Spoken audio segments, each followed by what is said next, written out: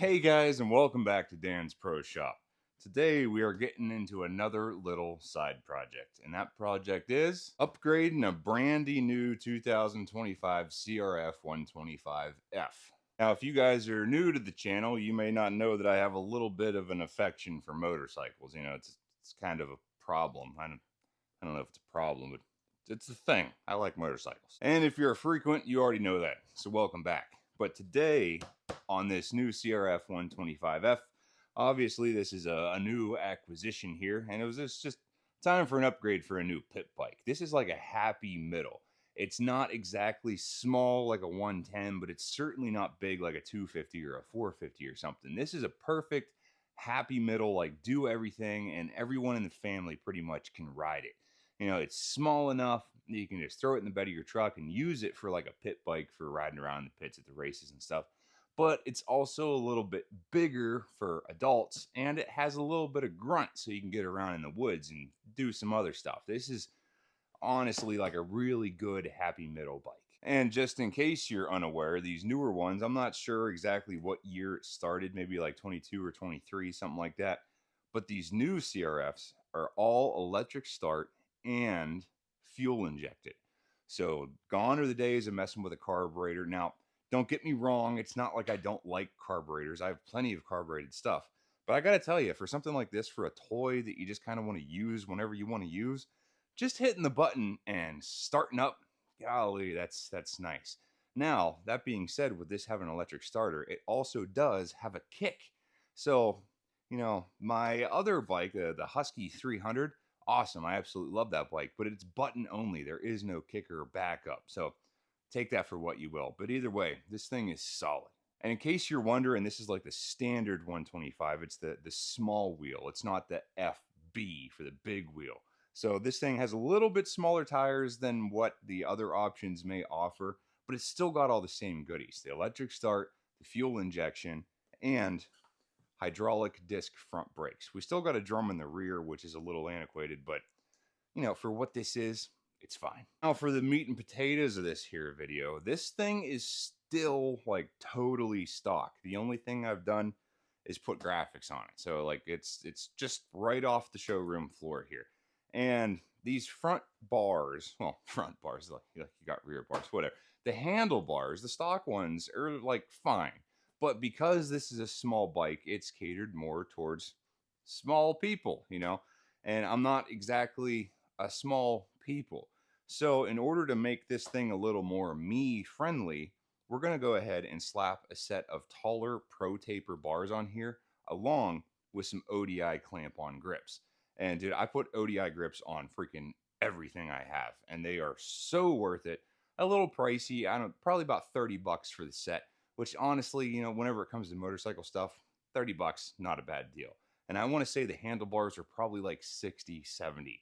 And honestly, 70 bucks for a set of good ProTaper bars, you're not really missing much. So enough of me talking. Let's get into this thing, tear this down, throw a set of bars on here. It's not bad, honestly. If you've never done this, don't worry. It's not that big of a deal.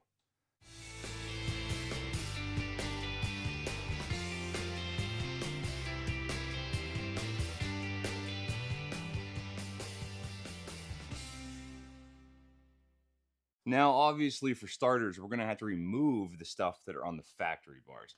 Not that big of a deal. Like, we can honestly leave this grip on the bars, you know, if you ever want to reuse these for anything, whatever.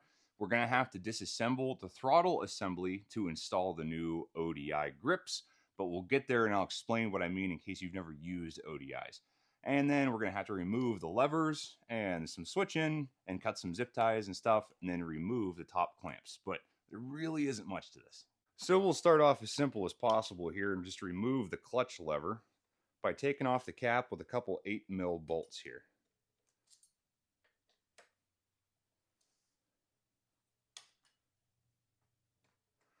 Now all of this is going to get reused, so do not lose this hardware. Move on over here to the right hand side and do the exact same thing to the front brake lever perch. And boy howdy do I got to tell you, I am super happy that they upgraded these things to a hydraulic disc in the front.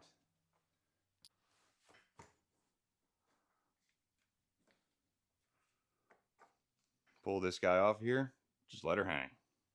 Now, since we're still on this same side, we'll go ahead and take out the 2 screws for the throttle housing here. Like I mentioned, this is going to have to come apart for the ODI grip assembly.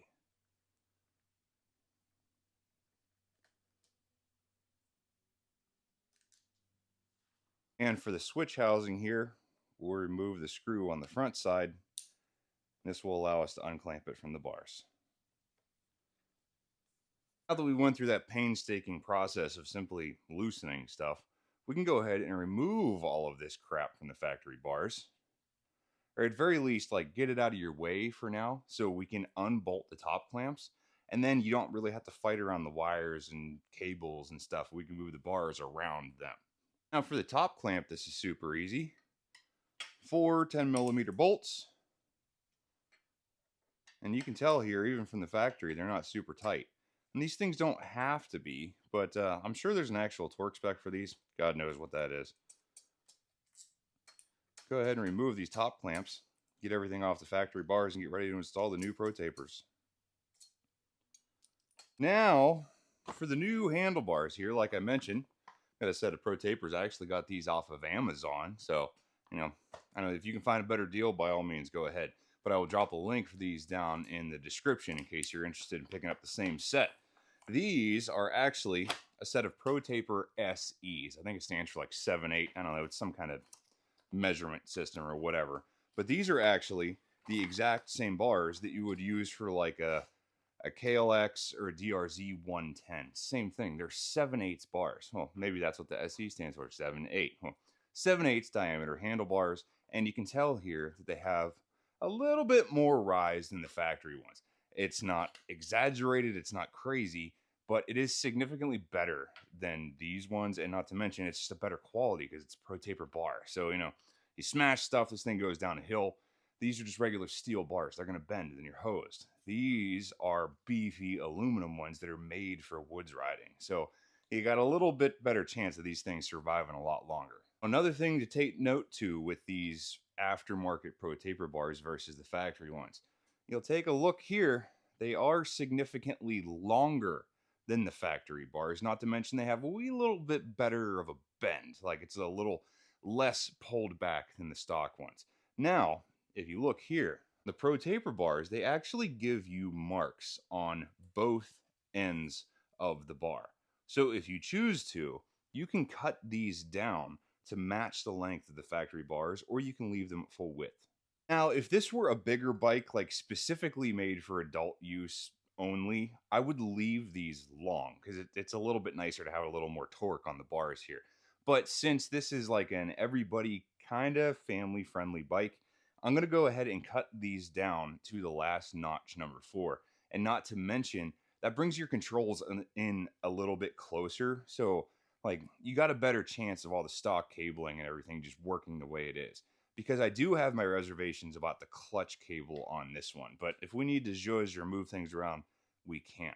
But now we're at the point where we can actually remove the stock bars and see what we're working with. Go ahead and bust these top clamps loose. Now, slide off the throttle and the buttons, let those hang, and here we are with our factory bars uninstalled. Now, I might have to beat up these top clamps a little bit to get them off because they're like dug into the factory bars. Now that these things are sitting next to each other, you can really see the difference. So, the bend here is significantly less and a lot more forward than the factory bars. And the big thing is the difference between the bottom of the clamp and the top of the bar. You see here we gain about an inch or maybe 2 inches, and not to mention just a way better quality bar. So now we're at the point where we could go ahead and install these. But like I mentioned with the ODI grips, things have to change a little bit. So let me show you exactly what I mean about that before we get into this. So my friends, here we are with a set of ODI V2 grips. Now, if you are familiar with these things, you already love them because you're in the club. You know what I'm talking about.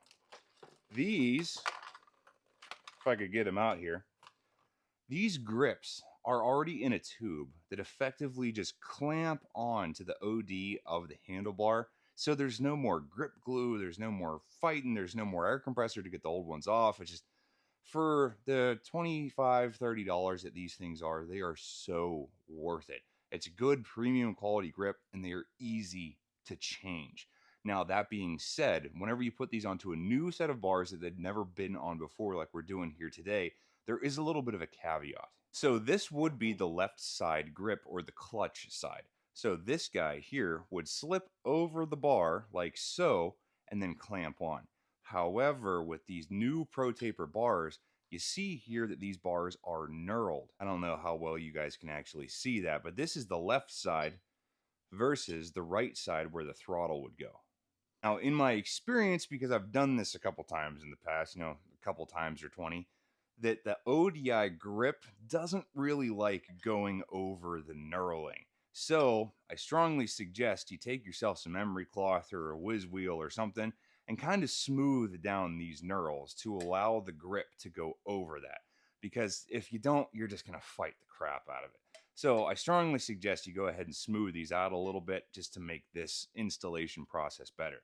Now, whenever it comes to the throttle side of using an ODI grip, there is also a caveat, but we will get to that when we get there. So now that we know about the grip thing, and before we install these, I mean, you can do it afterward, but it's kind of easier if you do it beforehand. I'm going to go ahead and cut these down like we mentioned, and my weapon of choice is the M12 Milwaukee portable bandsaw. Makes this so much easier. We'll go ahead and put these things in the vise, clip off the end of these real quick, deburr them, clean them up, and then we'll go ahead and buff up the knurled side. I'm going to clamp these guys right in here with some soft jaws. And I am going to take these down to the number 4 line, the shortest one that's on the bars. And I do this simply because that is the exact same measurement that I have on these exact same handlebars on the 110. I know it works, I know it fits, I'm comfortable, and I'm used to it. So yeah, it's not as wide as it could be, but they are comfortable and it works well. So we're going to go ahead and use those factory marks so we're sure that everything's good. Once we get them cut, then we can get moving. Now, like I mentioned here, my weapon of choice for this particular task is the M12 portable bandsaw. I absolutely love this thing. If you're interested, I'll link all the tools that I did for this thing down in the description. I know this thing is pricey, but wow, is it worth it. And line that up right on the number 4. Send it.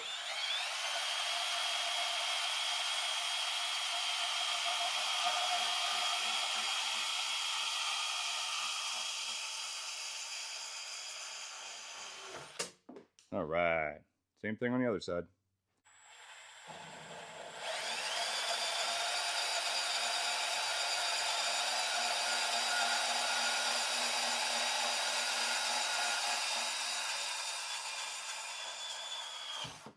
Now, these end pieces that you just cut off, find them. Don't let them roll around the shop because there are beauty little caps that go in the end of there. We're going to go ahead and pop them out with a punch, screwdriver, whatever you want to do. And then after we clean these up, reinstall them. They're nice, So in the event you hit the ground, it kind of keeps these from going through your gut. So at the very least, it's a clean look. So going to go ahead and clean these up and reinstall these. Now for cleaning up the bar end, this is what I suggest. This is called a deburring tool. And like I mentioned, don't worry, I will link all this crap down in the description in case you've never heard of or can't find it. But this is by far the best and easiest tool for deburring the ID of your handlebars. Now, as far as the OD goes, I'm just going to grab myself a little bit of a 120 grit emery cloth here. Just clean up the outside. This does not have to be great. It's just got to not be sharp. Now that you've got those all done and cleaned up, do not forget about these little end caps. Go ahead, pop these out, put them back in.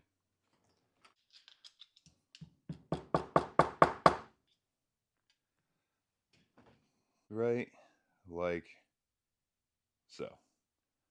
Alrighty, now that we are all done hacking up your brand new bars, we're not done modifying them yet. Like I mentioned, we are going to have to grind down the edge of these things to the ODI grips. My weapon of choice is a 90-degree angle grinder. This is another M12 tool. Like I mentioned, I will link this crap down in the description because I know not everybody has this. Now, can you just use some emery cloth to do this? Yeah, sure. But I got this. It works well. We used it before. Does awesome. We'll go ahead and buff down these knurls to make the grip go over easier. Then we can put it on the bike.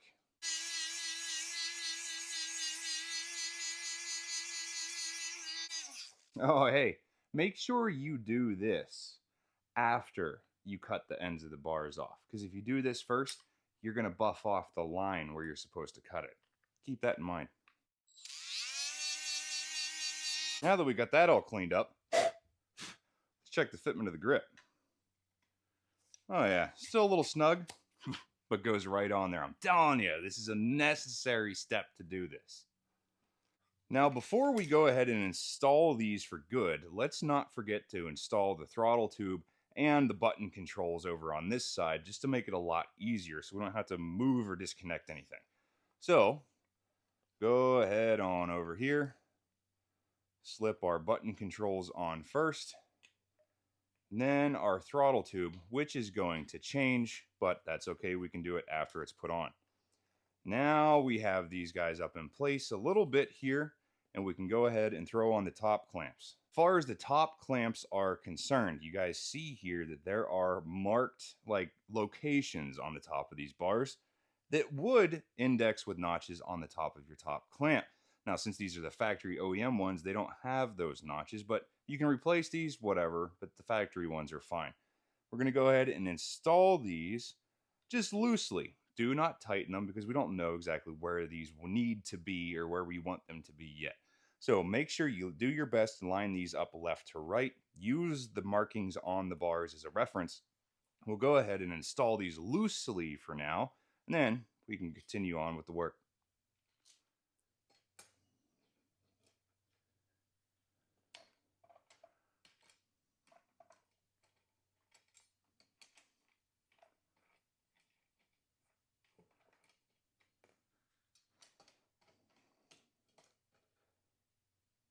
I'm just going to snug these down for now so they don't walk around on me.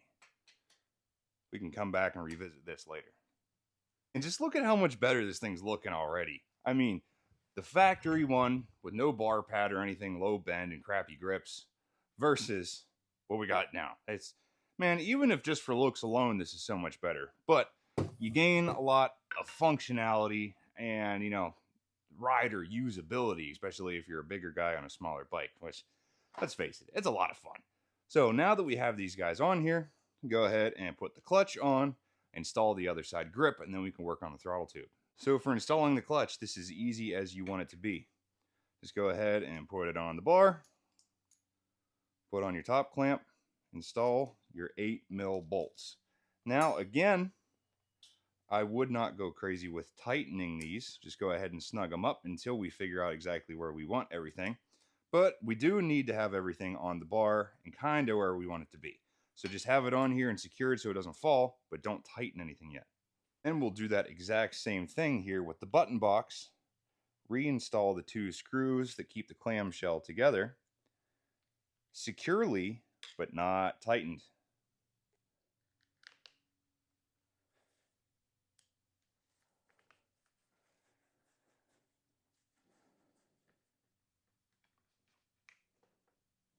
Perfect. Now you may be asking, hey Dan, you put everything else on there and snugged it up. How come you didn't do the throttle tube housing? Well, that's because we're getting into the ODI stuff. Let's head back over to the bench and I'll show you what I mean. So we've already gone over the clutch side ODI grip, but the throttle side is its own animal, and let me explain to you why. Here is the throttle side tube of an ODI grip, and you guys see this thing here. Well, they are called cams, and they are interchangeable based on year, make, and model of whatever you're putting this thing onto. So the whole point of this cam here is it fits inside of your factory OEM throttle tube housing, and it retains the factory function and factory feel of your throttle. So this guy here is removable, and you can put anything you need on it. So for this particular year, make, and model, a 2025 Honda crf125, this requires an R cam. Unfortunately, that doesn't come in like the regular ODI kit, and you have to buy this separately. It's like $4 or $5, either Amazon or Rocky Mountain or whatever. But we need to remove the factory one that comes on the ODI grip, install the cam R on here in the same orientation, and then we can get to moving. So to take this guy off of here, just go ahead, snap her off. That's all there is to it. Open up the cam that we need, and then install this guy here. The way that I do this is, you know, the ODI symbol on the end of it on this side. Just make sure that this guy is at the top. So whenever this thing is installed in your bike, that way, like the waffles are underneath, the symbol is the right way up. This actually works. To install this, it's a big old clip. Now you may have to struggle with this a little bit, but man, these things are snug. Now that we have our new grip assembled with the proper cam, we can take apart the factory throttle housing here, and that'll give us access to tearing this thing apart. So we've already removed the screws, separate the clamshell here, and then this will give you access to taking apart the factory throttle. Let me show you what's going on. So this factory throttle is what's known as a push-pull setup. I know this is kind of difficult to see here, but you can tell that there's a cable on one side and a cable on the other. So we not only have one throttle cable like traditional carbureted stuff, we have two. So whenever you move your hand forward or back, you're actually pulling it both directions. It's a much more efficient and accurate system. But underneath here, we just need to simply disconnect the factory throttle cables. Make sure you pay attention to what goes where. Yes, it's easy enough to figure out after the fact, but just do yourself a favor and watch. So we'll pull these things out of the factory cam and install our new ODI grip. And try my best to keep my hands out of the way so you can actually see what's going on here. But it's not much, I promise you. Just pull these out of the groove, twist, pull the cable out. There's your factory throttle tube. Head and put this guy right on here. And then reinstall all of our cabling.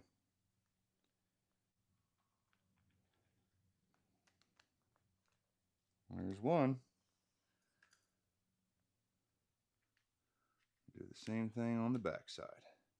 Perfect. Now that's all put together. We can put together our clamshell, making sure that the cables are back in the factory guides. Right here. Make sure the cables go back where they're supposed to go.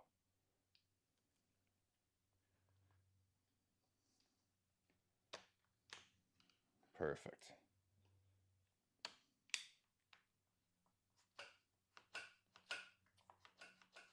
Awesome. Now we can tighten this guy down.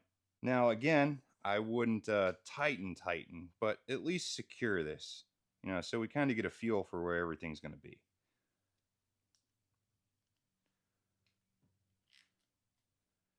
Yeah. And since our button box like engages here, make sure everything's in a good spot where you like it. Snug her down. Now that we got all that crap done, that's arguably the difficult part. And we're at the home stretch here. We're going to install the clutch side grip, which requires a 3mm Allen wrench. So, since we've already buffed this guy down, go ahead and slide this on. Again, snug it up. Don't crank any of this crap until you sit on it and kind of know where you want everything. So you guys can see here, there's a little collar on the end of the ODI grip with a little through bolt. Just happens to be 3mm. We'll go ahead and slide this on now. Since we've already done the work of buffing this guy, a little bit of persuasion. And there you go. We are on all the way. So now we got the left side grip, the clutch, the buttons, the throttle, and everything. The only thing we're missing, front brake. We'll go ahead and slam this guy back on here. Make sure everybody's happy. Get back to it. Pop this guy back on here. Do a little bit of cable management. Float this thing kind of around to where it needs to be. And same thing, we'll go ahead and put this on here, but just snug it up. Do not crank it. You catching a theme here? Now we are at the point in the show. You got to dismount this thing so you can get on here and feel where your comfort level is. Now this part is all up to you. I can't tell you what to do. It's your comfort, it's your style, it's your whatever you need to do. You roll the bars forward or backward, you move your clutch lever in or out, you move the brake lever up or down or whatever. This is entirely up to you. Just whenever you get everything wherever you want it, I strongly suggest the first thing you do is clamp your bars down in the roll position that you want. And then you sit on it, get those elbows up wherever you want your levers, not too far down, not too far up, not exactly in the middle. Everybody's different. You do you. But I'm going to go ahead and set these ones up, and I'll meet you back here. 3 days later. Yeah, I think that's just about right. Well, fellas, here we are. Brandy new ProTaper setup on the CR. Now, I don't know about you guys, but I think this is a significant upgrade. I've done this exact same upgrade to almost every pit bike I've ever had, and with no regrets. I mean, it's a good set of bars. These grips are fantastic. They're easy to change whenever they wear out, relatively inexpensive for the quality of what they are. And this is just an overall good setup. Now, this pretty much, for the most part, just worked factory. No issues whatsoever. The only thing I had to do was adjust the clutch cable a little bit because we rose the bars in the factory position, and not even much. We're talking maybe an inch and a half, something like that. But just to make this work a little bit smoother and not be, yanked tight in a weird position, I just went ahead and loosened up the adjusting screw here behind the front number plate, and then readjusted the perch adjustment here. So not that big of a deal. I mean, if you want to, perhaps do some searching for a longer clutch cable, but honestly, I don't think you need to. This one is sufficient. Now, that being said, that all depends on the length of your bars. That's going to change things, the height, the position, and the roll forward, back, whatever you like. But obviously, the front brake cable has more than enough. You can do whatever you want to with that thing. The throttle cables are more than adequate. All the electronics are fine. The only thing that takes a little bit of zhuzhing is the clutch. And like I said, that's preferential. That's all in where you put things, how far away the perch is from the grip. Honestly, I like mine pretty far here. Like you can see, there's a solid gap because I like the elbow of the clutch here to come right in to the grip donut location. I like the two-finger clutch, and the closer the two-finger, like the middle part of the clutch is to the pit of your thumb there, it's just, I don't know, it's a feel thing. The more you do this, you just know what you like. So I don't know. I'm pretty happy about this. Now from here, you get a little bit of a rider POV. I mean, it's not crazy different than what it was, but I mean, the feel is a heck of a change. And you guys see the big gap here between the clutch perch and the grip. Well, that's not going to go to waste because there is going to be a part 2 to this video. Just in case you guys are wondering what I'm talking about, check this out. That's right. We are going to be adding this exact same LED light bar to the front end of the CRF. And dude, it's just a good setup. I found this thing on Amazon. It already comes with the correct size bar clamps. There's a couple little adapters that need some doing and everything. But what I'm getting at is this guy, since it has electric start, it already has a battery. And these things pull like no current at all. So it won't be an issue for the stator on this thing. The battery is more than sufficient to take care of what it needs to. But what I'm getting at here is this location here is perfect for a switch for a headlight. So now that this is all done, ready to go, we're going to slap a headlight on this thing. But that's going to be in a future video, so this one isn't 10 million hours long. But yeah, it's going to be good. Well, I don't know about you guys, but I think this is a solid freaking upgrade. I mean, I've done a lot of these pit bikes. I went through a phase there where I was just getting them off Marketplace and flipping them. And I finally got myself a good little setup that I'd like to keep for a long time. So I'd like to make it comfortable for what I'm trying to do. And if you're a bigger fellow like myself riding these little bikes, you know that little bit of space matters. But yeah, this is definitely a really good upgrade. But don't get in front of yourselves, guys. This is just phase 1. So not only are we going to be adding the headlight to this thing, which is so nice. It's just very, very nice to have that. But I'm also going to be upgrading the factory levers to ASV. And if you guys are in this world, you know that ProTaper, ODI, and ASV, and that's a good combination because these stock levers are fine. They work. They don't really leave anything to be desired. But that being said, they are also very delicate. This thing hits the ground one time and your clutch lever snaps off and now you're hosed. So for the little bit of investment for good upgraded controls, it's going to be good stuff. And since I'm going through all the process of replacing the levers and all that and everything, I may look into extended cables just because. Like I mentioned, this one works. It works fine if you want to leave it like this. It's perfectly fine. It does work.